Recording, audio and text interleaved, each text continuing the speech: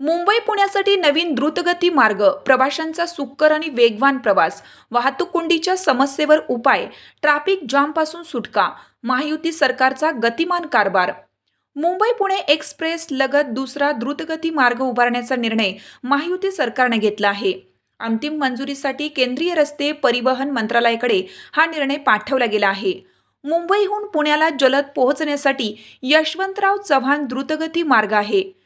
खालापूरहून तो पुढे खंडाळा मार्गे पुणे शहराच्या बाह्य सीमेरेषेवर येतो. मात्र आता लवकरच या महामार्गाच्या जवळ दुसरा द्रुतगती मार्ग उभारला जाणार आहे. यामुळे वाहतूक कोंडी समस्या सुटणार आहे. यामुळे पुणे ते मुंबई केवळ 2 तासात प्रवास करता येणार आहे.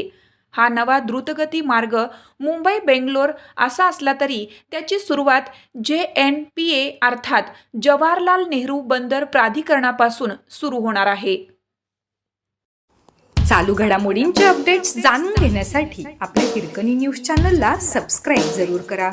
लाईक करा, कमेंट करा आणि शेअर करा. बेल आयकॉनवर प्रेस करा आणि नोटिफिकेशन्स मिळवा.